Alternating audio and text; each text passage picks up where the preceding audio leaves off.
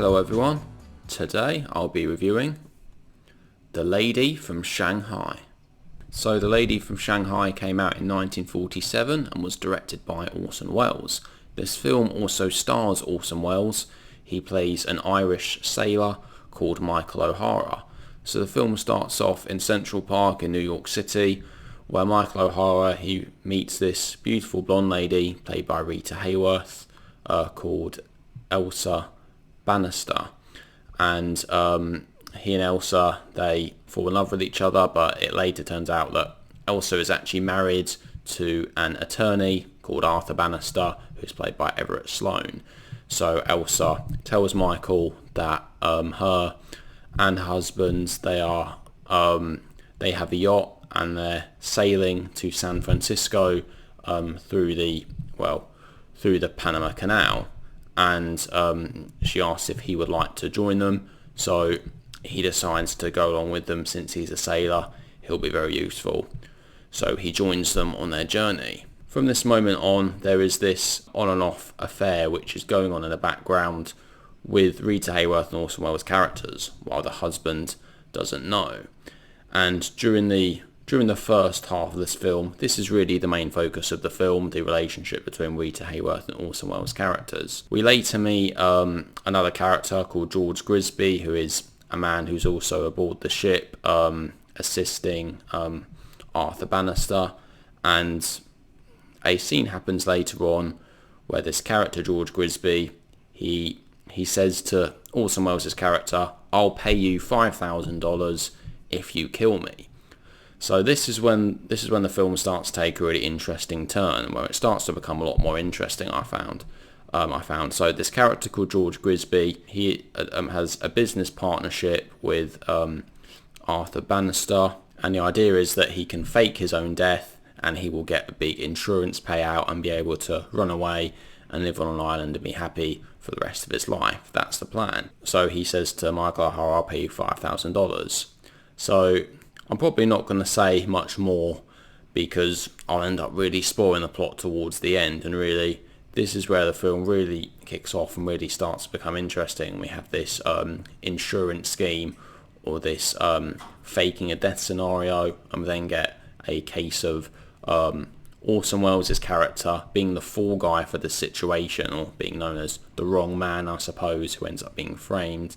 And we then get a slight reveal towards the end about what is going on with this scheme, really what is behind everything and who is really running it. So I'll start off by saying that this is the first time I had ever seen this film, and I went into this film not really knowing what it was about. I saw the cover for it and I thought, that doesn't look like Rita Hayworth on the cover. And at the time when this film came out, Rita Hayworth, she was known for her auburn hair, having previously been in the film Gilda, in which really made her a big star. But for this film, her hair was dyed blonde, so she really looks very different in this film. Now, as I mentioned earlier, Orson Welles in this film, he plays an Irish character, so he actually has an Irish accent throughout this film. I have to be honest, I had trouble deciding whether I liked his accent or not. I thought for quite a lot of the film, his accent worked perfectly well, and he came across quite convincingly with the Irish accent. However, in quite a lot of scenes, it did seem as though his accent was slipping, and he was just speaking his regular American accent. And actually, towards the start of the film, I was convinced that Orson Welles was playing two different characters, one with an Irish accent and one with an American accent. But then I realised that in one of the scenes, it seemed as though he was starting off talking in an American accent, and it became Irish later on. So I can't help thinking that perhaps Welles did let his accent slip in and out of the Irish and American quite a few times without realising. So I did find that slightly distracting, unfortunately. My favourite performance in this film is actually Glenn Anders, who plays a character called George Grisby. I found him to be the most interesting character in the film, because the way he delivers the lines are so funny and strange that you don't know whether to laugh or not, because we get to a point where some of the things he is saying with this insurance scheme, some of the things he's saying is so bizarre and so weird that he almost delivers it in a really strange way, and it's very entertaining and very funny to watch on screen. And he's just a very bizarre and very amusing character that I thought his performance was absolutely excellent. I have to say the first half of this film overall I probably found fairly boring. It did take me quite a while to get into it. However, once it gets to the moment when George Grisby wants to fake his own death, I found the film much more entertaining, much more amusing. So I'm saying that the second half is much more entertaining than the first half. Without spoiling too much, I will say that the ending scene is spectacularly filmed. It's quite haunting, and yeah, it's just incredible with the way that we get this scene with all these mirrors, and it was actually inspired by the film The Cabinet of Dr. Caligari, and it's very bizarre, and it also feels like a real 1940s film noir with the cinematography as well, with the lighting. And obviously this was directed by Orson Welles, so obviously he directed Citizen Kane as well, so he was well known for being brilliant with the camera shots.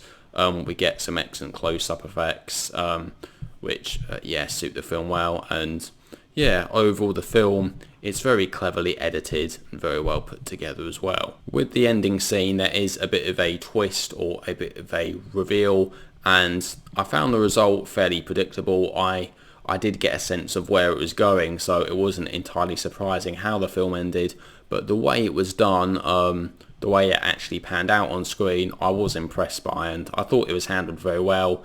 Even if it was fairly predictable, I found the final bit of the film, or the climax of the film, very entertaining, and I thought it ended very well. And overall, I was very happy with the way the film ended, even though, as I said, it was a little bit predictable, and I probably could have I managed to work out sort of what was going to happen, but not just exactly the way it was going to happen.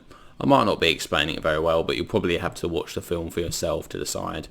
So overall, I think The Lady from Shanghai is a decent film. I don't think it's a great film though. In some ways, it was a bit of a disappointment, but the film is actually fairly short as well. It's under 90 minutes, so you can be done with it fairly quickly and really get a gist of it. And interestingly enough, there was actually quite a lot of footage was actually cut from the film before producing it in its final result. So would have been interesting to see what it was like in its original form, because towards the start of the film I did find some of the plot slightly confusing and a little bit convoluted. I thought that some of the earlier scenes could have been handled a bit better, but nevertheless, overall I think this is a good film, so I'm going to give it a rating of 7 out of 10. So if you like these 1940s film noirs, I think this is definitely something that you will enjoy. Also, just for Orson Welles and Rita Hayworth, those big screen names on screen together, is definitely worth a watch. And also obviously for Glenn Anders' performance, and also Everett Sloane as Arthur Bannister is also very good as well. So there we go. So that is my review of The Lady from Shanghai. So what do you guys think? Have you seen The Lady from Shanghai? Do you like it? Do you dislike it? Please let me know what your thoughts are down in the comment section below. Anyway, thank you very much for watching. I'll see you all in the next video. Take care.